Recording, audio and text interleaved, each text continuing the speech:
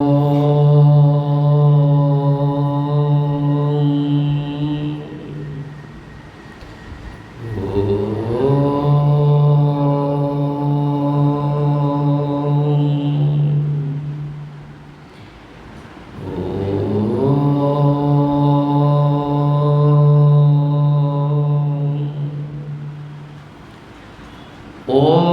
అచింత్యావ్యక్తరూపాయ నిర్గుణాయ గుణాత్మనే సమస్తజగదాధార మూర్తయే బ్రహ్మణే నమః.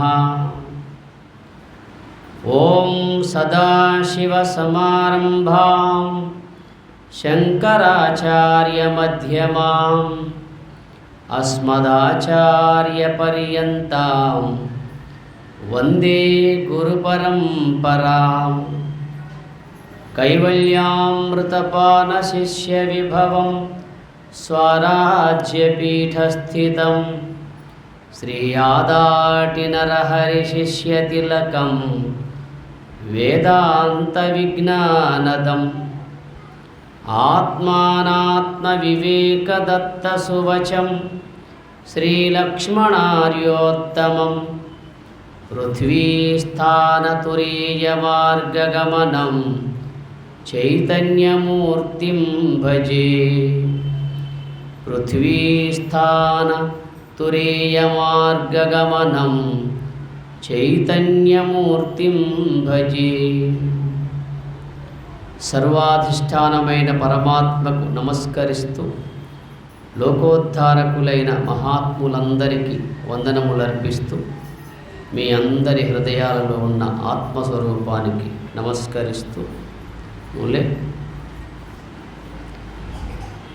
దీని సంబంధం తగ్గించు. దీని సంబంధం మాస్టర్ కాదు, దీని సంబంధం ఉంటుంది. ఒకటి వైర్ ఉంటుందా? ఇది హెల్మెటర్ ఈ కలర్ చూడు, నల్లది.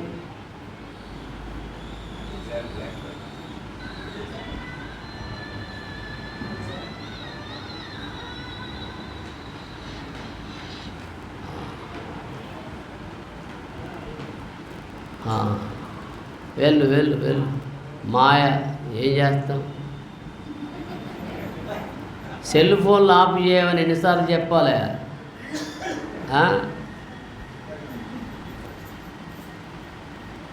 వెళ్తాను. ఇది కాదు, ఇది తక్కువ చేయాలి కొంచెం. అయ్యాయా చేసావా? ఇది ఎందులో పెట్టాడు?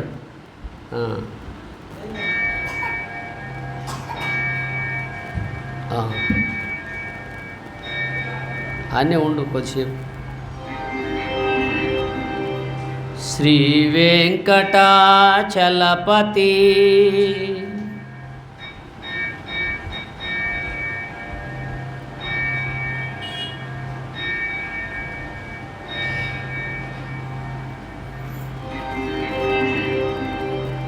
శ్రీ వెంకటాచలపతి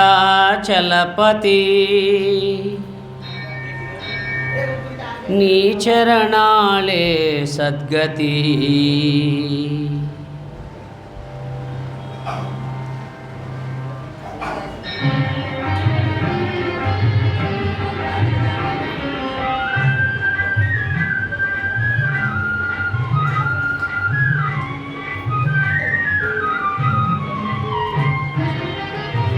శ్రీ వెంకటాచలపతి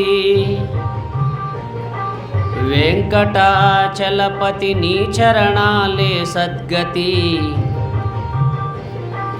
వెంకటాచలపతి నీ చరణాలే సద్గతి. నిన్ను నిత్యం పూజించే మనిషి మనసు తిరుపతి. శ్రీ వెంకటాచలపతి వెంకటాచలపతి నీ చరణాలే సద్గతి.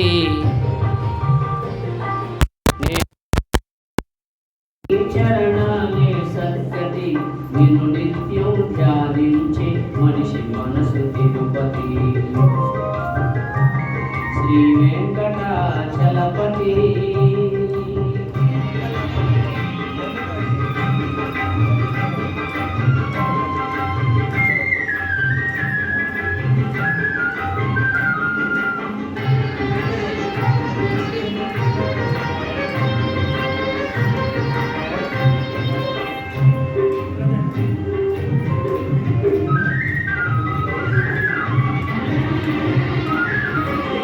సకల కళ సంపన్నములోయి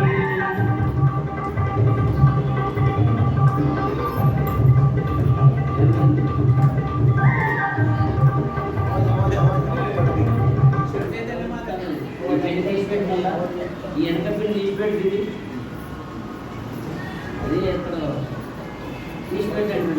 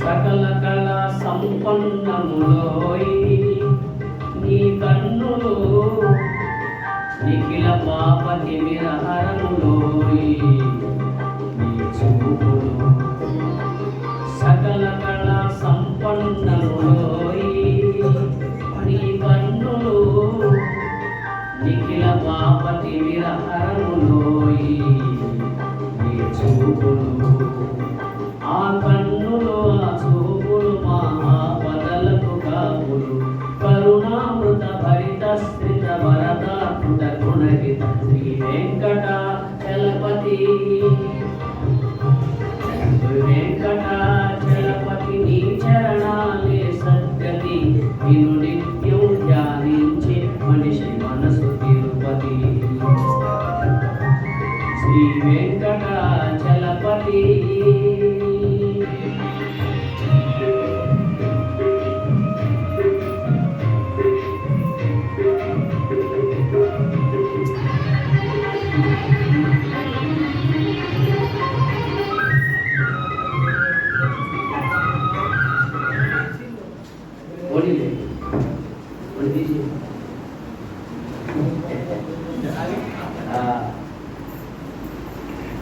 దేనికైనా అదృష్టం ఉండాలి కదా. చెవులు పుణ్యం చేసుకుంటే సుశబ్దాలు వింటాయి, వాళ్ళు పుణ్యం చేసుకుంటే మంచి రూపాలు దర్శిస్తాయి, నోరు పుణ్యం చేసుకుంటే మంచి శబ్దాలు ఆడుతుంటాయి. అందుకోసం లోకంలో ఏదైతే మనకు లభిస్తుందో అది మహద్భాగ్యంగా భావించాలి.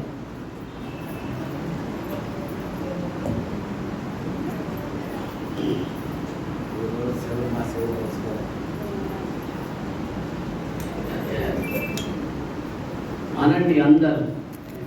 అహింస ప్రథమం పుష్పం పుష్పమింద్రియ నిగ్రహ సర్వభూతదయా పుష్పం క్షమా పుష్పం విశిష్యతే శమం పుష్పం దమం పుష్పం ధ్యాన పుష్పం చ సప్తమం సత్యం చైవాష్టమం పుష్పం ఏభిస్తుష్యతి కేశవః. చివరి ఉపన్యాసం. మళ్ళీ మీ సంకల్పం ఎలా ఉంటుందో, మా ఆగమనం ఎలా ఉంటుందో, పోయేటప్పుడు ఒక మంచి నెప్తికుండే విషయం వింటే బాగుంటుంది కదా. ఇప్పుడు మన వాళ్ళు కూడా పోతూ పోతూ భద్రవరా నాయన అని చెప్పిపోతారు కదా. భద్రవరా నాయన, దొంగలు వస్తారు చూడు అంటే మరి దొంగలు వస్తూ ఉంటారు, చూస్తూ ఉంటామా? చూడు అంటే కేవలం చూస్తూ ఉండడం కాదు, కొంచెం మరి ఆ దొంగలు వచ్చినప్పుడు జాగ్రత్త పడాలనే అర్థం.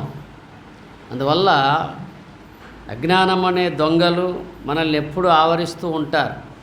కామ క్రోధ లోభశ్చ దేహే తిష్టంతి తస్కరాహ జ్ఞానరత్నాపహారాయ తస్మాత్ జాగ్రత్త జాగ్రత్త అని శృతిమాత వేదమాత చెబుతుంది ఈ మాట. నాయన, నీలో కామ క్రోధ లోభములనే దొంగలు ఉన్నారా? ఆ దొంగలు నీ జ్ఞానాన్ని దొంగిలిస్తూ ఉన్నారు. కావున జాగ్రత్త జాగ్రత్త జాగ్రత్త అని చెబుతుంది. ఎవరు చెబుతున్నారు? అమ్మ చెబుతుంది, వేదమాత చెబుతుంది ఈ మాట. మరి వేదమాత చెప్పినట్టు వినకపోతే మన మానవ జన్మ సార్థకం కాదు. ఎవరు చెప్పినా వినకపోయినా వేదమాత, ఉపనిషద్మాత, గీతామాత చెప్పినట్టుగా వింటే మనం ఉద్ధరింపబడతాం. ఇక మన మాట మనమే ఇంటి, మనకు మనమే గురువులం కదా. అందువల్ల భగవంతుడు కోరే అష్టపుష్పాలు ఇప్పుడు మనం చెప్పుకున్నవి: అహింస ప్రథమం పుష్పం, పుష్పమింద్రియ నిగ్రహ, సర్వభూత దయా పుష్పం, క్షమా పుష్పం విశిష్యతే, శమం పుష్పం, దమం పుష్పం, ధ్యాన పుష్పంచ సప్తమం, సత్యం చైవాష్టమం పుష్పం ఏభిస్తుష్యతి కేశవ. భగవంతుడు ఈ 8 రకాల పుష్పాలు నీ నుండి కోరుతున్నాడు. సకల మానవులు అర్పించవలసిన పుష్పాలు ఇవి. మనం అనుకుంటాం పుష్పాలంటే ఏమో ఎర్రయో తెల్లయో నల్లయో, ఆయనకు కొన్ని ఇష్టమని మనం శివుడికి ఈ పుష్పాలు ఇష్టం, విష్ణువుకి ఈ పుష్పాలు ఇష్టం, అమ్మవారికి ఈ పుష్పాలు ఇష్టం అని మనం అనుకుంటాం. కానీ ఆయన కోరిన పుష్పాలు ఇవి. అర్థమైందా? భగవంతుడు మన నుండి కోరే పుష్పాలు ఏమిటంటే అహింస ప్రథమం పుష్పం. నీవు ఈ లోకంలో హింస చేయకపోవడమే ఆయనకు ఒక పుష్పాన్ని అర్పించిన వాడివి అవుతావు. నీవు ఈ లోకంలో నీ వంతు హింస జరగకుండా ఉంటే నువ్వు ఒక పుష్పాన్ని ఇచ్చిన వాడివి అవుతావు. చెప్పాను కదా, హింస 3 విధాలుగా ఉంటుంది: శారీరక హింస, మానసిక హింస, జీవహింస. ఒక జీవిని చంపడం జీవహింస, మనస్సును గాయపరచడం మానసిక హింస, దేహాన్ని గాయపరచడం దేహ సంబంధమైన హింస. ఈ 3 విధముల హింసలు చేయని వాడే షరీఫ్ అంటారు. ఏమంటారండి? ఏ షరీఫ్ ఆద్మీ అంటారు కదా. ఏ షరీఫ్ ఆద్మీ అంటే దాని అర్థం ఏంటి? ఇప్పుడు ఎలాంటి హింస చేయనివాడు, పాపం చేయనివాడు, ఏ లోపం లేనివాడని అర్థం అండి. అర్థమైందా? ఏ షరీఫ్ ఆద్మీయే, ఏ షరీఫే అంటారు కదా. మరి ఈ పదాలు మనకు అర్థం కావట్లా. ఇప్పుడు మంచివాడు అన్నప్పుడు ఆ మంచిని ఎంతో చెప్పుకోవాలా. ఇప్పుడు చెడ్డవాడు అన్నప్పుడు ఏం చెప్పుకోకుండా పర్వాలా, ఆయన్ని వర్ణించిన అవసరం లేదు. ఇతడు మంచివాడు అన్నప్పుడు ఆయనలో ఉన్న మంచి గుణగణాలను చెప్పవలసినవి ఉన్నాయి కనుక ఇతడు మంచివాడు అంటాం. చెడ్డవాడు అన్నప్పుడు ఇంకేం చెప్పుకోవాలి, ఆయన గురించి అవసరం లేదు. అది అందువల్ల ఇతడు సహృదయుడు, ఇతడు మంచివాడు, ఇతడు అహింసాపరుడు, ఇతడు ధ్యానపరుడు, ఇతడు యోగపరుడు, ఇతడు జ్ఞానవంతుడు, ఇతడు బుద్ధిమంతుడు అన్నటువంటి పదాలు దేనికి వర్తిస్తాయి? తన పట్ల ఎలాంటి లోపం లేని వాడికి వర్తిస్తాయి కదా. ఇప్పుడు ఉదాహరణకు మన పూర్వీకులను కీర్తిశేషులు అంటాం. ఏమంటాం? కీర్తిశేషులు అంటాం. కీర్తి అంటే తాను ఆచరించింది ఈ లోకంలో ఆచరింపబడితే అది కీర్తి. తాను ఆచరించింది గొప్పదైతే అది ఈ లోకంలో మిగిల్చిపోతే శేషం. శేషం అంటే మిగిల్చిన. కీర్తిశేషులంటే తాను మంచి నడవడి నడిచి తాను బుద్ధిమంతుడై జ్ఞానవంతుడై ఈ లోకానికి ఇచ్చిపోతే అతడు కీర్తిమంతుడు, కీర్తిశేషుడు. ఏమి కాకుండా కీర్తిశేషుడని మనం పెడతాం ఫోటోలో. కీర్తిశేషులు మా నాన్నగారని. ఆయన ఏం చేశాడో ఏం చేయలేదో మనకేం తెలుసు, కానీ ఆ పదం వాడుతాం, గౌరవంగా వాడుతాం. కానీ నిజంగా విచారించితే కీర్తిశేషులంటే, కీర్తి అంటే ఈ లోకంలో ఆచరింపదగిందే కీర్తి. ఎందువల్ల అంటే మానవుడు ఎన్నో ఆచరిస్తున్నాడు, ఆచరించవలసింది ఆచరించడం లేదు. ఆత్మజ్ఞాన మార్గంలో పయనించి ఆత్మైక్య సిద్ధిని పొందే కొరకు ఏదైతే ఆచరించాలో దాన్ని ఆచరించకుండా పోతున్నాడు కనుక ఆయన్ని కీర్తిశేషుడు అనవలసిన పనేమి లేదు కదా. అందువల్ల కీర్తి అంటే ఈ లోకానికి ఉపయోగపడేది కీర్తి. తాను ఉన్నా లేకపోయినా తాను ఆచరించినటువంటి ఆచరణ ఈ లోకానికి ఉపయోగార్థంగా ఉంటే దాన్ని కీర్తి అన్నారు. దాన్ని మిగిల్చిపోయిన వాడిని కీర్తిశేషులు అంటారు. అందువల్ల ఈ అహింస అనే పదము ఎందుకు పెట్టాడు ముందే అంటే, మానవుడు హింసాత్మకమైన మార్గంలో పయనిస్తే అతడు సాత్వికుడు కాలేడు, సజ్జనుడు కాలేడు కదా. సజ్జనుడు దుర్జనుడు అని 2 పదాలు ఉంటాయి కదా. దుర్జనుడు అంటే దుర్మార్గుడు, సజ్జనుడు అంటే సన్మార్గుడు. సన్మార్గంలో పయనించే వాళ్ళను సజ్జనులు అంటారు, దుర్మార్గంలో పయనించే వాళ్ళను దుర్జనులు అంటారు. ఈ లోకంలో సజ్జనుల సంఖ్య తక్కువ, దుర్జనుల సంఖ్య ఎక్కువ. వాళ్ళకి ఓట్లు ఎక్కువ పడతాయి, మనకు ఓట్లు తక్కువ పడతాయి. అర్థమైందా? మీరు ఏదైనా పార్టీ పెట్టండి, మీకు వేసేవాళ్ళు తక్కువ ఉంటారు. వాడు ఏదైనా పార్టీ పెడితే వానికి వేసేవాళ్ళు ఎక్కువ ఉంటారు. ఎవడు గెలుస్తాడు? అప్పుడు వాడే గెలుస్తాడు. అందువల్ల అభిమానధనులు, అహంకార పూరితులు, అజ్ఞానులు లోకంలో ఎంతోమంది ఉన్నప్పటికీ సత్యం వాళ్ళను ఒప్పుకోదు, భగవంతుడు వాళ్ళను మెచ్చడు. అర్థమైందా? భగవంతుడు ఎవరిని మెస్తాడంటే త్రికరణ శుద్ధిగా ఎవరైతే ఈ లోకంలో మంచి పనులు చేస్తారో, సత్య మార్గంలో, ధర్మ మార్గంలో, జ్ఞాన మార్గంలో పయనిస్తారో వాళ్ళను మాత్రమే భగవంతుడు ఒప్పుకుంటాడు. అంతే తప్ప భగవంతుడికి మిగతా వాళ్ళంతా అవసరం లేదు. అందువల్ల అహింస ప్రథమం పుష్పం. అట్లాగే పుష్పం ఇంద్రియ నిగ్రహ. అది ఇంద్రియ నిగ్రహం. మనకి ఎన్ని ఇంద్రియాలు ఉన్నాయి? జ్ఞానేంద్రియాలు ఉన్నాయి, కర్మేంద్రియాలు ఉన్నాయి, అంతరింద్రియాలు ఉన్నాయి. అన్నిట్లోకెల్లా మనస్సు ప్రధానం. ఈ అన్నిటికీ ఆధిపత్యం వహించేది మనస్సు. మనస్సు మనలో ఈ ఇంద్రియాలన్నిటికీ సారథి వహిస్తుంది. మనస్సు ఒకటి మంచి మార్గంలో ఉంటే ఇంద్రియాలు కూడా మంచి మార్గంలో ఉంటాయి. మనస్సు ఒకటి పాడైపోతే ఇంద్రియాలు కూడా పాడైపోతాయి. ఎందువల్ల? ఇంద్రియాలు పశువుల వంటివి. ఇంద్రియాలు పశువుల వంటివి. పశువులు ఎటు పచ్చగా ఉంటే అటే పోతాయి. వాటికి తెలుసునా ఇది మా యజమాని పొలము, ఇది పక్కవాని పొలం అని తెలుసునా పశువులకు? అలా తెలిస్తే కాపర్లకు పని లేదు. అది వాటి ఆ యజమాని పొలానికే వెళ్ళి మేస్తాయి. కానీ పశువులకు ఆ విషయం తెలియదు, ఇది మా యజమాని పొలం, ఇది పక్కవాడి పొలం, మేయకూడదని తెలియదు. అందువల్ల మానవులలో ఉన్నటువంటి ఇంద్రియాలు, జ్ఞానేంద్రియాలు కానీ, కర్మేంద్రియాలు కానీ, అంతరింద్రియాలు కానీ ఇవన్నీ పశుతుల్యం, పశువుల వంటివి. అది అందువల్ల ఈ పశువులు ఎప్పుడు ఎక్కడ పచ్చగా ఉంటే అక్కడే పోతాయి. అట్లాగే మానవుని యొక్క మనస్సు కానీ, బుద్ధి కానీ, తెలివి కానీ, అహంకారం కానీ, ఈ జ్ఞాన కర్మేంద్రియాలు కానీ తనకిష్టం వచ్చిన చోటుకు పరిగెడుతూ ఉంటాయి. అలా పరిగెత్తనిస్తే వీడు పిచ్చివాడవుతాడు. వాటిని కొంచెం అదుపులో పెట్టుకుంటే బుద్ధిమంతుడు అవుతాడు. అందుకే పుష్పం ఇంద్రియ నిగ్రహ. ఇంద్రియాలు నిగ్రహించు నాయన అని చెబుతుంది. అన్ని ఇంద్రియాల్లోకెల్లా మనస్సు ప్రధానం.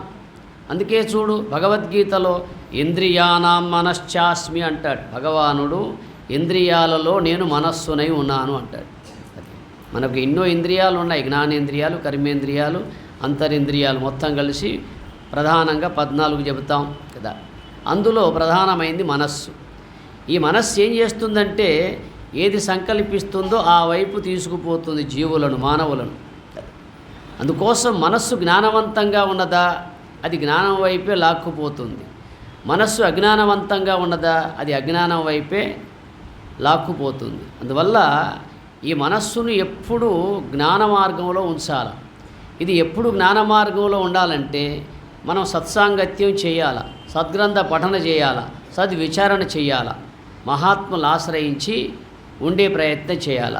అప్పుడు ఈ మనస్సు ఎప్పుడు పవిత్రంగా ఉంటుంది కదా. ఒక వస్తువును ఎప్పుడు వాడుతూ ఉంటే అది తుప్పు పట్టకుండా ఉంటుంది. అది మూలకేసామనుకో ఏమవుతుంది? తుప్పు పట్టిపోద్ది కదా. కూరగాయలు కోసే కత్తి ఉందనుకో, కత్తిపీట, ఆ కత్తిపీటను కొన్నాళ్ళు వాడకపోతే ఏమవుతుంది? తుప్పు పడుతుంది. ఎప్పుడు వాడుతూ ఉంటే తుప్పు పట్టదు. అట్లాగే మన మనస్సు ఉందే, ఎప్పుడూ సద్విషయాలు దానికి అందిస్తూ ఉంటే దానికి ప్రపంచ విషయాలనే తుప్పు పట్టకుండా అది ఎప్పుడు పవిత్రంగా ఉంటుంది. అందువల్ల ఒక్క మనస్సును నిగ్రహించావా అన్నీ నిగ్రహింపబడతాయి కదా. ఎందువల్ల ఈ ఇంద్రియాలన్నిటికీ రాజు వంటిది మనస్సు. సకలేంద్రియములకు రాజు మనస్సు. ఈ మనస్సు ఏ వైపు లాక్కుపోతే ఆ వైపే ఇంద్రియాలని పోతాయి. అందుకే ఇంద్రియ నిగ్రహం కలిగి ఉండవంటాడు. అది అహింసా పరుడవై ఉంటే ఒక పుష్పాన్ని ఆయనకు అర్పించిన వాడివి అవుతావు. ఇంద్రియ నిగ్రహం కలిగి ఉంటే మరో పుష్పాన్ని ఆయనకు అర్పించిన వాడివి అవుతావు. అట్లాగే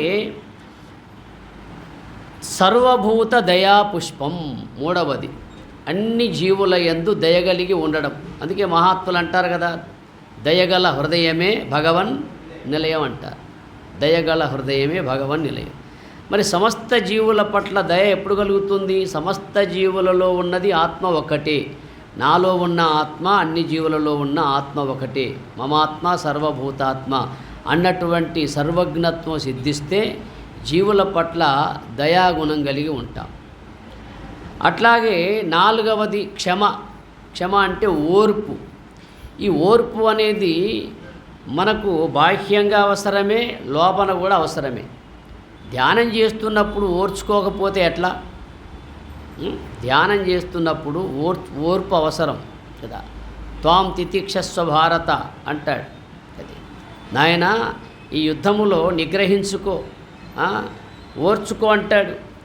ఓర్చుకోమంటే మనమేమనుకుంటాం, ఈ యుద్ధంలో ఎవరు చచ్చిపోయినా ఇన్ని గాయాలు తగిలినా నువ్వు ఓర్చుకోవాలయ్యా అని అర్జునుడికి చెప్తున్నాడని మనం అనుకుంటాం.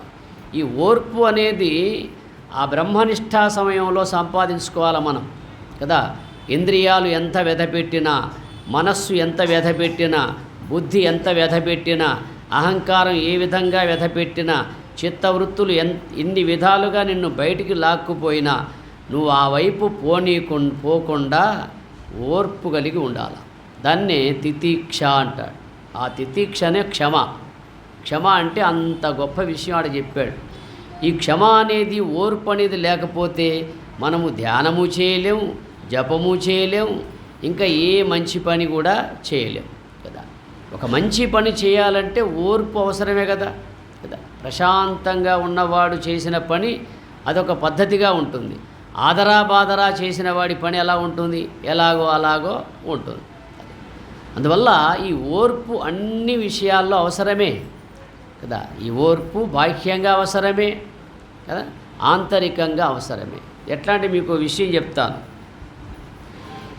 ఈ నాలుకకు ఇంత రుచి అందించేవి పండ్లు. నాలుకకు పదార్థముల యొక్క రుచి అందించేవి నమిలే పండ్లు. పండ్లు నమిలితేనే కదా పదార్థం యొక్క రుచి నాలుకకు అందేది. అయితే నాలుక అన్నదట పండ్లతోటి, మీరుండబట్టే నేను ఇంత రుచిని, ఇంత ఆనందాన్ని అనుభవిస్తున్నాను. మీరు నమిలి పెడితే ఆ ఆహారం యొక్క రుచి నాకు ఇంతగా కలుగుతుంది. మీకు వరం ఇస్తాను, కోరుకోండి అన్నదట. ఎవరు? నాలుక. పండ్లతో అన్నది మాట. అప్పుడు ఈ పండ్లు అన్నాయట, మాకు ఏ వరం వద్దు, మమ్మల్ని రాలగొట్టకుండా ఉంటే చాలన్నదట. మమ్మల్ని రాలగొట్టకుండా ఉంటే చాలన్నదట. అర్థమైందిగా మీకు? పండ్లు ఎప్పుడు రాలుతాయి? ఒకటి రాలగొడతాడు కోపం వచ్చి. తల తిరుగు మాటలాడిన ఫలితము నిన్ను విడవబోదు భద్రము జీవ అన్నట్టుగా నాలుక ఎప్పుడైతే అదుపులో ఉంటుందో పళ్ళు రాలకుండా ఉంటాయి. నాలుక అదుపు తప్పిందనుకో ఎవడైనా ఒకడు పళ్ళు రాలగొడతాడు. అందుకోసం నాలుక మీ పట్ల నేను ఎంతో రుణపడి ఉన్నాను. మీరు నమిలి పెడతా ఉంటే రుచిని గ్రహిస్తున్నాను. మీకు వరమిస్తాను కోరుకోమంటే అవి బాగా ఆలోచించాయి. ఇదేదో మనకు వరం ఇస్తానంటుంది, ఆ వరం పోడగా ఇస్తే సస్తేనే మనం రాలిపోకుండా ఉంటే చాలు అని కోరుకున్నానట్టు. అది అందువల్ల ఈ విధంగా ఒక ఇంద్రియం చేసే పని మరొక ఇంద్రియం చేయదు మనలో కదా. పళ్ళు చేసే పని నాలుక చేయదు, నాలుక చేసే పని పళ్ళు చేయవు, చెవి చేసే పని ముక్కు చేయదు, ముక్కు చేసే పని చెవి చేయదు, కళ్ళు చేసే పని నాలుక చేయదు. దేని పని దానికే పెట్టాడు భగవంతుడు కదా. అందువల్ల ఎప్పుడైతే ఈ ఇంద్రియాల యొక్క క్రియలు కొనసాగుతూ ఉంటాయో మనం విషయ సుఖాలు అనుభవిస్తూ ఉంటామండి. విని ఒక్కసారి బంద్ అయిందనుకో ఈ చెవి, లక్షలు ఖర్చు పెడతాం కదా. ఎప్పుడూ లేదు ఇప్పుడే వినబడడం లేదు అంటాం మనం. హాస్పిటల్కి వెళ్ళి ఎన్నడూ లేదు అయ్యా ఇప్పుడే వినబడడం లేదంటే మరి ఎన్నడూ వచ్చాయి నీకు 60 ఏళ్ళు ఇప్పుడే కదా వచ్చింది. ఇంతకుముందు 60 ఏళ్ళు వస్తే అది వేరు, ఇప్పుడే కదా 50 ఏళ్ళు 60 ఏళ్ళు వచ్చింది. ఎప్పుడు లేదు నాకు నడుము నొప్పి ఇప్పుడే వచ్చిందంటే అవును మరి ఇప్పుడే వస్తుంది కదా. ఎప్పుడైతే దేహానికి ఆ బరువు అనేది ఎక్కువైపోతూ ఉంటుందో, బలం అనేది తక్కువ అవుతూ ఉంటే బరువు ఎక్కువైపోతుంది మన దేహం మనకే కదా. మన దేహంలో బలం తక్కువైతే మన దేహమే మనకు బరువైపోతుంది. కూర్చోలేం, నిలబడలేం, నడవలేం, ఏమీ చేయలేం కదా కదా. ఎన్నడూ లేదు నాకు ఈ రోగం వచ్చిందంటే ఎన్నడూ లేవు కదా మనకు ఇన్ని సంవత్సరాలు, ఇప్పుడే కదా ఉన్నది. అందువల్ల సమస్త జీవుల యందు దయగలిగి ఉన్నప్పటికీ క్షమాగుణము, ఓర్పు అనేది అవసరం. ఓర్పు అనేది అన్ని సమయాల్లో అవసరం. అట్లాగే ఇక 5వ పుష్పం శమం పుష్పం. శమం అంటే మనస్సును నిగ్రహించుట, మనస్సును నిగ్రహించుట. ఎందుకంటే ఆ మనస్సు ఆ యోగమునందు, ధ్యానమునందు లేదా జపమునందు నిలవకపోతే ఏమీ ప్రయోజనం లేదు. మనం జపం చేస్తూ ఉంటాం, లేదా ధ్యానం చేస్తూ ఉంటాం, లేదా పూజైనా చేస్తూ ఉంటాం. పూజ చేసేటప్పుడు కూడా మనస్సు ఏకాగ్రతగా ఉంటే అన్నీ సరిగా జరిగిపోతాయి. మనస్సు ఏకాగ్రత లేకపోతే ఒకటి అర్పించేము, ముందు ఇంకోటి అర్పిస్తాం కదా, తిరగల మరగలు అయిపోతుంది కదా. అట్లాగే పూజ చేసినా, జపం చేసినా, ధ్యానం చేసినా, ఏది చేసినప్పటికి కూడా ఈ శమం అనేది అవసరం. ఈ శమాన్ని గురించి శమీ శమయతే పాపం శమీ శత్రు వినాశనం అర్జునస్య ధనుర్ధారి రామస్య ప్రియదర్శనం అని ఎందుకు చెప్పారు? విజయదశమి రోజు అందరు ఈ శ్లోకాన్ని చదువుతారు. చదవని వాళ్ళు చిట్టి మీద రాసి చెట్టుకాడేస్తారు. ఆ పత్రాలు తీసుకొస్తారు, పెద్దలకు ఇస్తారు, నమస్కారం చేస్తారు. ఇది మన భారతీయ సంస్కృతిలో ఉన్న ఆచారం. విజయదశమి రోజు చేస్తాం కదా. ఈ శ్లోకం, ఆ శ్లోకంలో ఉన్నటువంటి అర్థాన్ని మనం గమనించాలి. శమీ శమయతే పాపం, శమిని దర్శించితే పాపం నశిస్తుందట. శమీ శత్రు వినాశనం, శమిని దర్శిస్తే శత్రువులు నశిస్తారట. ఈ 2 విషయాలు బాగా గమనించాలి. జమ్మి చెట్టును దర్శిస్తే పాపాలు పోతాయంటే ఇక ఈ ఉపన్యాసాలు ఎందుకు, ఈ గురువులు ఎందుకు, ఈ వ్రతాలు ఎందుకు, ఈ నోములు ఎందుకు, ఈ తీర్థయాత్రలు ఎందుకు? సంవత్సరం అంతా ఏదో అలాగా జీవించి సంవత్సరానికి ఒకసారి జమ్మి చెట్టును చూస్తే అయిపోయా, అంతే కదా. జమ్మి చెట్టే మన పాపాలన్నీ పోగొడితే సంవత్సరం అంతా మనకి ఇష్టం వచ్చినట్టు బతికేసి సంవత్సరానికి ఒకసారి ఆ విజయదశమి రోజు జమ్మి చెట్టును చూస్తే పాపాలు పోయే. అట్లాగే మనకున్న శత్రువులు ఉన్నారు కదా, ఎవరో ఒకరు ఉంటారు శత్రువులు. మనిషి అన్నప్పుడు ఎవరికో ఒకరికి చెడు ఉంటాడు, మంచి ఉంటాడు కదా. మరి మన శత్రువులందరూ నాశనం అయిపోవాలనుకొని మనం పోయి జమ్మి చెట్టును చూస్తే వాడు పోతాడు. మరి మనకంటే ముందు వాడు పోతే,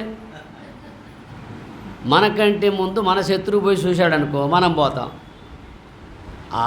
ఆ శ్లోకానికి అర్థం తెలియాల. ముందు శ్లోకం చదువుతున్నాం, శమిని దర్శిస్తే పాపాలు పోతాయి, శమిని దర్శిస్తే శత్రువులు నశిస్తారు అని చదువుతున్నాం.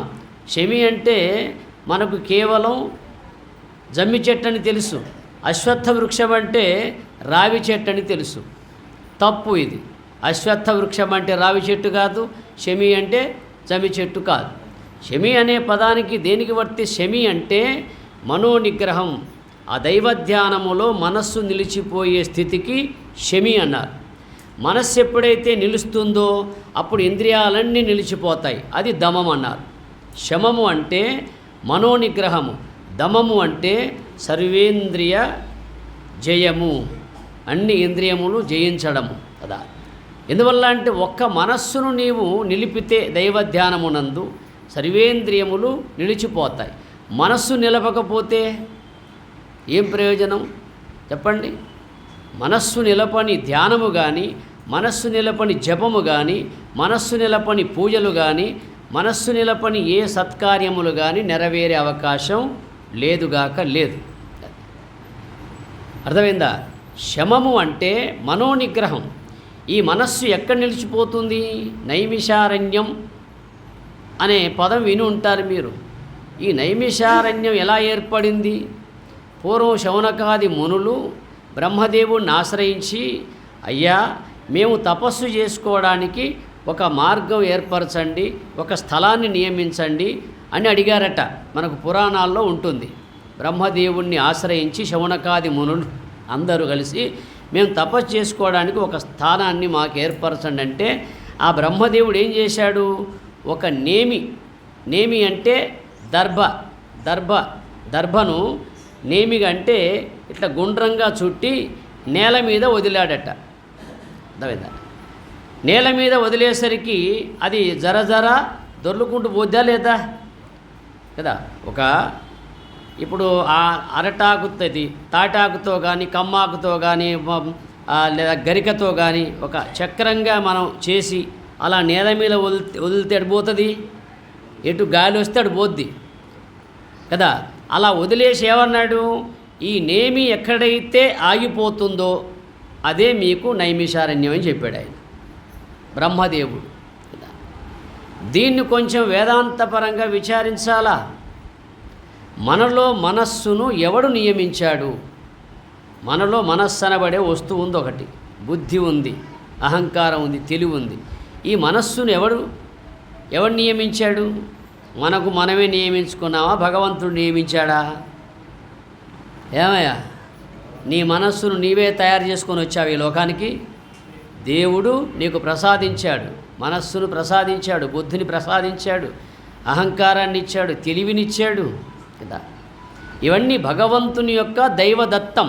వీటినే దైవదత్తం అంటారు. దైవదత్తం అంటే భగవంతుని ద్వారా ఇవ్వబడినవి, దేవుని ద్వారా ఇవ్వబడినవి దైవదత్తం. అర్థమైందా? మన మనస్సు భగవంతుడే తయారు చేశాడు. అది నిలిచిన చోటు నైమిషారణ్యం అని చెప్పాడు. అది నిలిచిన చోటు నైమిషారణ్యం అంటే మనం అనుకుంటున్నాం, ఓహో ఒక చోట నైమిషారణ్యం ఉందని అక్కడికి పోయి యజ్ఞాలు చేస్తున్నాం, యాగాలు చేస్తున్నాం, ఏవో వ్రతాలు నోములు చేసి వస్తున్నారు. ఇప్పుడు మంచి బ్రహ్మాండంగా సంపాదించుకునే వాళ్ళకు అది బాగా ఈ రూట్ ఇది తీస్తుంటారు కదా, బస్సులు తీసే వాళ్ళకు మంచి సంపాదన చేసి పెడుతున్నాం కదా. అదంతా మన మూర్ఖత్వం అండి, మన మూఢ విశ్వాసాలు. నేమి అంటే నీలో ఉన్నటువంటి మనోచక్రం. ఈ మనోచక్రం ఎక్కడైతే నిలిచిపోతుందో అది నైమిషారణ్యం. ఇది ఎక్కడ నిలిచిపోతుంది?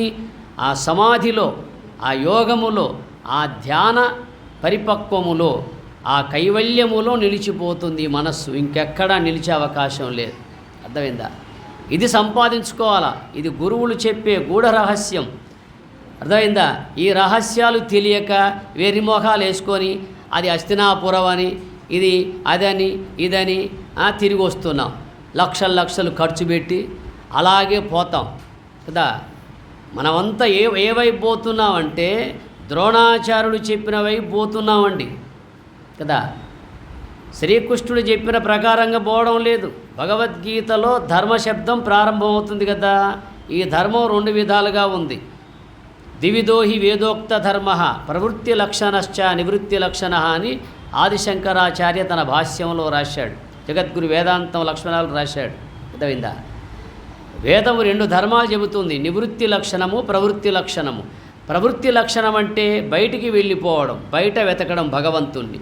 నివృత్తి లక్షణం అంటే లోనికి ప్రయాణం చేయడం, నీ లోన ప్రవేశించడం, నీ లోన భగవంతుని దర్శించడం. ద్వివిధోహి వేదోక్త ధర్మ ప్రవృత్తి లక్షణశ్చ నివృత్తి లక్షణ అన్నారు.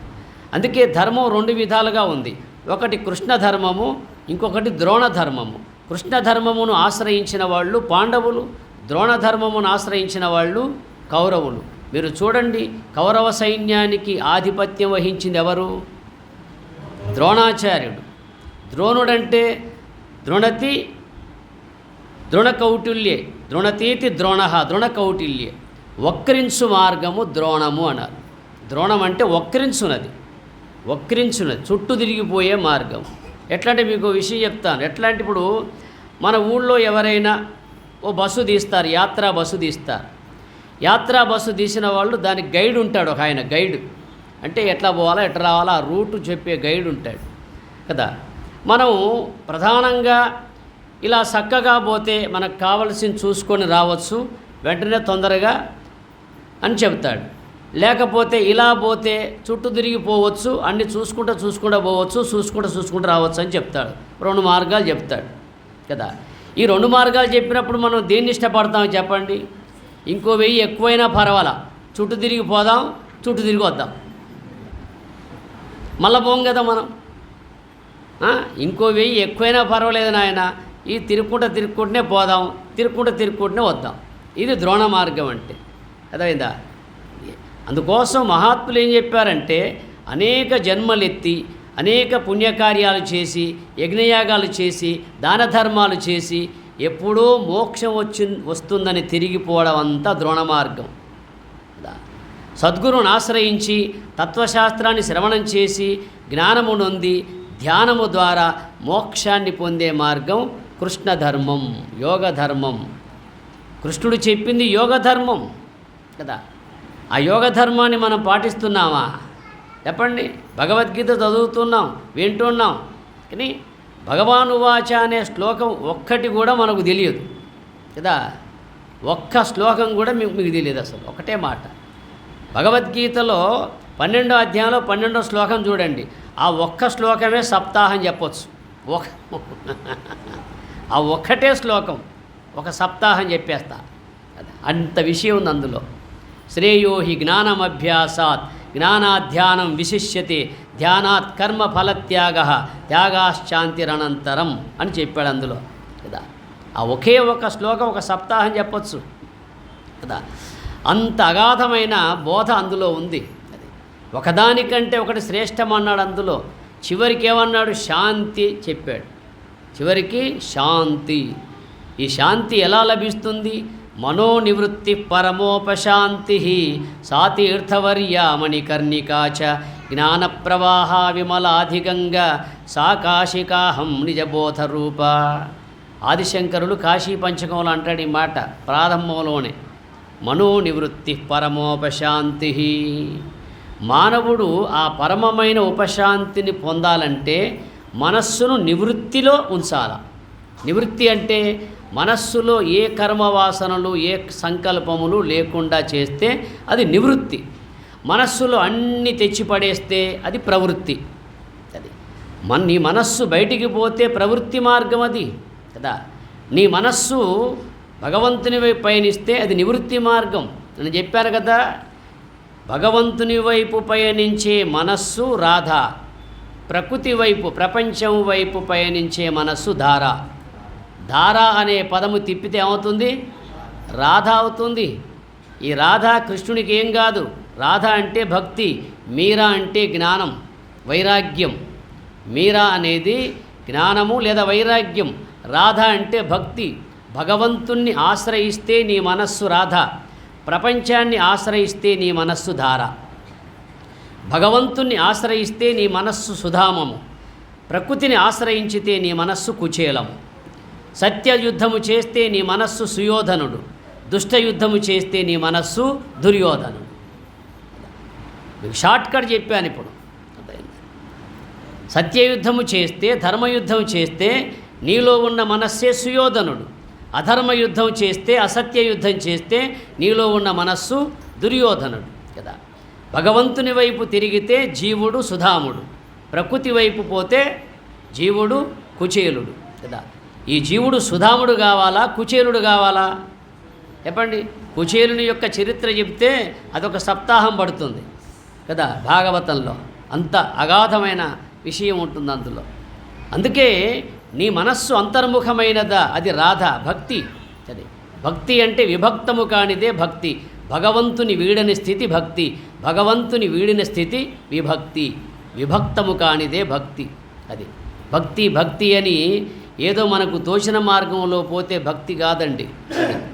అందువల్ల శమము అంటే మనోనిగ్రహము, మనస్సు నిలిచిన స్థితి శమము, అదే నైమిషారణ్యము అని చెప్పారు. అట్లాగే దమము, ఎప్పుడైతే మనస్సు నిలుస్తుందో ఇంద్రియాలన్నీ నిలిచిపోతాయి. అర్థమైందా? అందువల్ల ఈ విషయం తెలియక మనము శమి అంటే జమ్మి చెట్టు అనుకుంటున్నాం, అశ్వత్థము అంటే రావి చెట్టు అనుకుంటున్నాం. అశ్వత్థము అంటే రావి చెట్టు కాదండి, ఈ శరీరానికి అశ్వత్థ వృక్షం అని చెప్పారు. ఈ మానవ శరీరమే అశ్వత్థ వృక్షం కదా. శ్వః అంటే రేపు, శ్వత్థ అంటే రేపు ఉండునది, అశ్వత్థ అంటే రేపు ఉండనిది. ఈ పదాలు గుర్తుపెట్టుకోండి. శ్వః అంటే రేపు, శ్వత్థ అంటే రేపు ఉండునది, అశ్వత్థ అంటే రేపు ఉండనిది అంటారుగా మన వాళ్ళు. ఇవాళ ఇంట్లో రేపు మంట్లో అని. అది ఇవాళ ఉండి రేపు లేనిది ఏదైతే ఉందో దాన్ని అశ్వత్థ వృక్షం అంటారు. ఈ వృక్షానికి ఊర్ధ్వమూలం అధశాఖం. బయట ఉన్న వృక్షానికి కింద మూలం ఉంటుంది, పైకి కొమ్మలు ఉంటాయి, అంతే కదా. బయట ఉన్న వృక్షాలకు కింద వేర్లు ఉంటాయి, అందుకే కింద పోస్తాం నీళ్లు, కిందనే వేస్తాం ఎరువు వాటికి కదా. పైకి కొమ్మలు ఉంటాయి. ఈ చెట్టుకు కింది కొమ్మలు ఉంటాయి, కాళ్ళు చేతులు కిందికి వేలాడతాయి. దీనికి మూలం పైన ఉంటుంది. దీనికి ఎరువు ఎక్కడేస్తాం? పైన వేస్తాం. దీనికి ఆహారం పైన వేయాల, దానికి ఆహారం కింద వేయాల. దాన్ని కొమ్మలన్నీ నరికేసినా బతుకుతుంది ఆ చెట్టు. ఇది కూడా అంతే, కాళ్ళు చేతులు తీసేసినా బతుకుతుంది. దాన్ని నరకాలంటే కింద నరకాల, దీన్ని నరకాలంటే పైన నరకాల. ఇప్పుడు అశ్వత్థ వృక్షం ఏది? నీ దేహమే అశ్వత్థ వృక్షం. ఎవ్వడు చెప్పడు మీకు ఈ రహస్యాలు, ఎవ్వడు విని ఉండరు మీరు ఇక్కడ. అర్థమైందా? అశ్వత్థ వృక్షం, అశ్వత్థ వృక్షం అంటే రావి చెట్టు అనుకుంటున్నాం. శమీ వృక్షం, శమీ వృక్షం అంటే కేవలం జమ్మి చెట్టు అనుకుంటున్నాం కదా. ఈ విధంగా ఇంత రహస్యాతి రహస్యమైనటువంటి బ్రహ్మ విద్య భగవద్గీతలో, ఉపనిషత్తుల్లో, బ్రహ్మసూత్రాల్లో, మన ఇతిహాస పురాణాల్లో దాగి ఉంది. గబా గబా చదివితే ఏమి లాభం లేదు, దబా దబా పోతే ఏమి లాభం లేదు కదా. అది బాగా గుర్తుపెట్టుకోవాలి. అందుకోసం శమము అంటే మనోనిగ్రహము, దమము అంటే సర్వేంద్రియ నిగ్రహము. అది చూడండి మీరు, పాండవులు కౌరవుల్ని గెలిచారంటే దక్షిణ గోగ్రహము నుండి ఉత్తర గోగ్రహం వైపు గోవులను మళ్లించారు. ఇది ఎవడైనా గమనిస్తున్నాడా ఉపన్యాసంలో? ఎవడన్నా, ఏ మహాత్ముడన్నా నాకు చిన్నప్పటి నుంచి నేను ఈ మార్గంలో ఉన్నా, నాకు 9 సంవత్సరాల వయసు నుంచి నేను ఈ మార్గంలో ఉన్నా. అర్థమైందా? నాకు 9-10 సంవత్సరాల నుంచి ఈ మార్గంలో ఉన్నా. 18-20 సంవత్సరాలు వేదాంగాలన్నీ చదివా కదా. పళ్ళు ఊడిపోయిన తర్వాత ఇప్పుడు ప్రచారం చేస్తున్నా, పళ్ళు పెట్టించుకొని ప్రచారం చేస్తున్నా.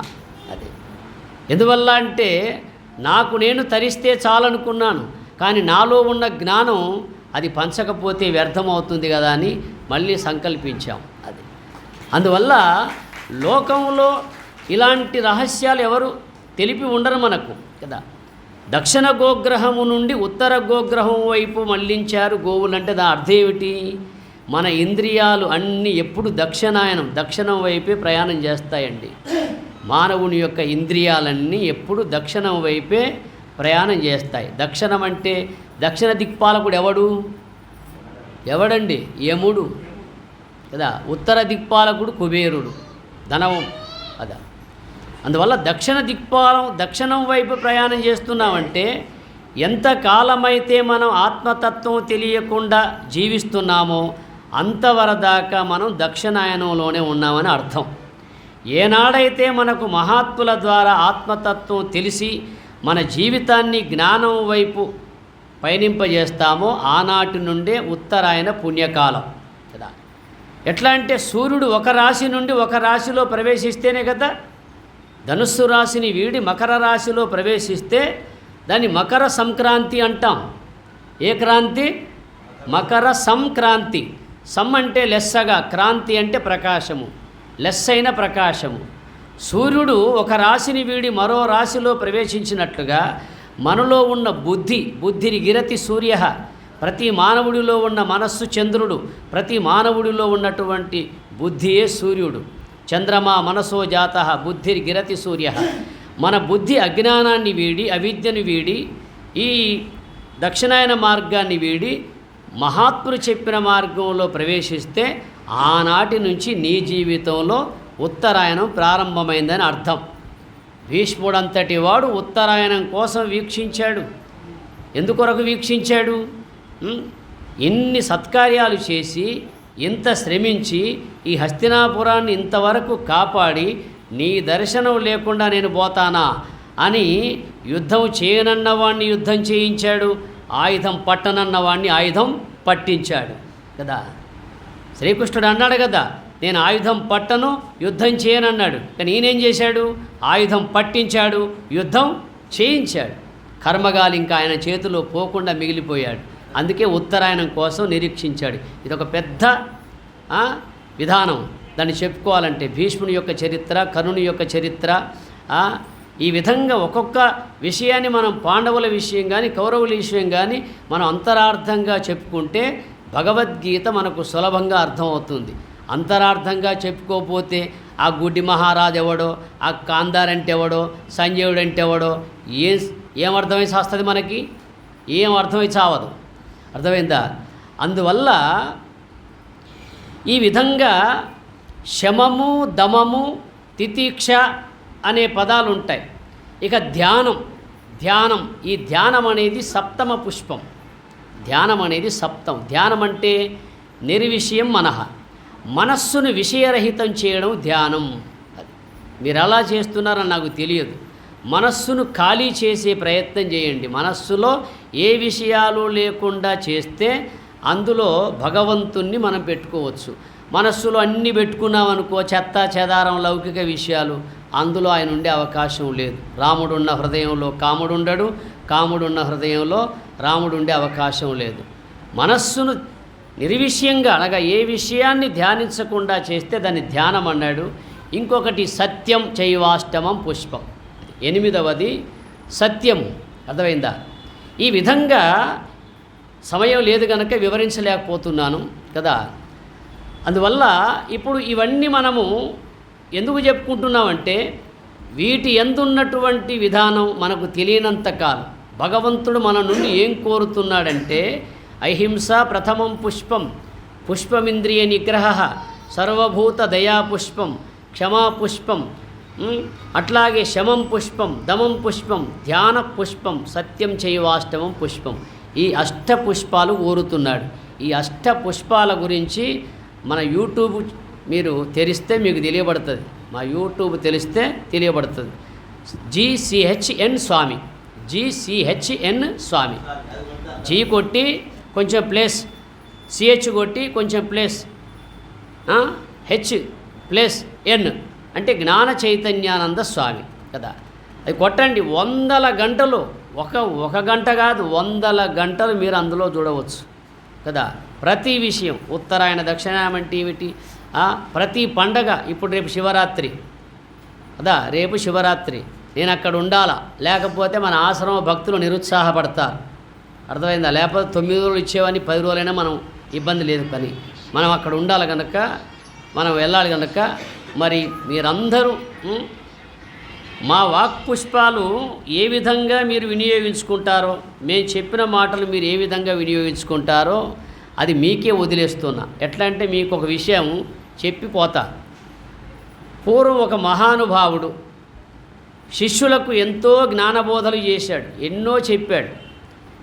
చివరికి పోయే సమయం ఆసన్నమైంది. ఎక్కడికి పోయే సమయం? శాశ్వతంగా పోయే సమయం ఆసన్నమైంది. నేను కనుక ఇప్పుడు పోయే సమయం వచ్చినట్టు. శాశ్వతంగా పోయే సమయం ఆసన్నమైనప్పుడు శిష్యులందరూ గుమిగూడి స్వామి స్వామి, గురువుగారు మీరు మీ చివరి మాట ఏదన్నా చెప్పండి, మేము శిలాశాసనం చేసుకుంటాం అన్నారు. అదే చివరి మాట, ఒక మాట చెప్పండి అంటే గురువుగారు అనుకున్నాడు, అరే జీవితాంతం వీళ్లకు బోధించాను, చివరి దిశలో భగవంతుని ధ్యానించకుండా నా చుట్టూ మూగారు వీళ్ళు అని బాధపడ్డప్పటికి కూడా సరే నాయన రండి, మీకంటే నాకు ఎక్కువే ఉంది అని అందరినీ రమ్మన్నాడు. అందరూ గుమిగూడారు. అది ఇదిగో చూడండి, నేను మీకు విషయం చెప్తున్నా, బాగా తెలుసుకోండి అన్నాడు. తెలుసుకోండి అని అని నోరు జాపాడు. ఇదే మీ ఉపదేశం అన్నాడు. మళ్ళీ అని నోరు జాపాడు, ఇదే మీకు ఉపదేశం అన్నాడు. ఏమర్థమైంది? మీకు అర్థమైందా? వాళ్ళకు కూడా అర్థం కాల. చెప్పాడు, నాయన నేను నోరు తెరిచాను, మీకు ఏం కనపడిందిరా అన్నాడు. ఏం లేదు స్వామి, ఒక్క పన్ను కూడా లేదు, నాలుక మాత్రం ఉందన్నాడు. అదే ఉపదేశం. మీరు నాలుకలాగా ఉంటే చిరంజీవులై ఉంటారు, పండ్లలాగా ఉన్నారనుకో మధ్యలో రాలిపోతారు. ఈ పండ్లు ఎప్పుడు వచ్చాయి? మధ్యలో వచ్చాయి, మధ్యలోనే రాలిపోయాయి. ఈ నాలుక పుట్టుకతో వచ్చింది, మరణ పర్యంతం ఉంటుంది. నాలుక పుట్టుకతో వస్తుంది, మరణ పర్యంతం ఉంటుంది. పండ్లు మధ్యలో వస్తాయి, మధ్యలోనే రాలిపోతాయి. మీరు లోకంలో కఠినంగా కర్కశగా అజ్ఞానులుగా ఉన్నారనుకో మధ్యలో రాలిపోతారు పండ్లలాగా. మీరు లోకంలో జ్ఞానవంతులై ఉన్నారనుకో నాలుకలాగా చిరంజీవులై ఉంటారని చెప్పాడు కదా. ద్రౌపది అమ్మవారు 5 భర్తలతో కాపురం చేసినా ఎవరిని నొప్పించక తానొవ్వక తప్పించుకు తిరుగువాడు ధన్యుడు సుమతి అన్నారు కదా. నొప్పించక నొవ్వక తప్పించుకు తిరుగువాడు ధన్యుడు సుమతి అన్నట్టుగా ఈ నాలుక 32 పళ్ళ మధ్య కాపురం చేస్తుంది కదా. నాలుకకున్న జ్ఞానం జీవుడికి ఉండాల, పళ్ళకున్నటువంటి కఠినత్వం జీవునికి ఉండకూడదు. పళ్ళలాగా ఉన్నారనుకో కఠినంగా రాలిపోతారు, నాలుకలాగా ఉండండి జ్ఞానవంతులై మీరు చిరంజీవులై ఉంటారని చెప్పాడు. అందువల్ల మహాత్ములు చెప్పే ప్రతి విషయంలో అందులో జ్ఞానం వెతకాలి. మనలో ఉన్న అజ్ఞానాన్ని తొలగించుకొని ఆత్మజ్ఞానాన్ని పొందాలి. అట్టి స్థితి సద్గురునాథుడు రివేశ్వరుడు మీ అందరికీ కలిగించాలని కోరుతూ తదీశ్వరుణ్ణి ప్రార్థిస్తూ హరి ఓం తత్సత్. ఓం సర్వేత్ర సుఖినః సంతు సర్వే సంతు నిరామయాః సర్వే భద్రాని పశ్యంతు మా కశ్చిద్ దుఃఖమాప్నుయాత్. ఓం సర్వస్తరతు దుర్గాణి సర్వో భద్రాని పశ్యతు సర్వసద్బుద్ధిమాప్నోతు సర్వసర్వత్ర నందతు. దుర్జన సజ్జనో భూయాత్ సజ్జన శాంతిమాప్నుయాత్. శాంతో ముచ్యేత బంధేభ్యో ముక్తశ్చాన్యాన్ విమోచయేత్. ఓం అసతో మా సద్గమయ తమసో మా జ్యోతిర్గమయ మృత్యోర్మా అమృతంగమయ. ఓం శాంతి శాంతి శాంతి. హరి ఓం తత్సత్. జై శ్రీకృష్ణ పరమాత్మ की జై వేదమాతా की జై సాధు సత్పురుషులకి జై భగవద్భక్తులకి. నమః పార్వతీపతయే హర హర మహదేవ. హరి ఓం తత్సత్.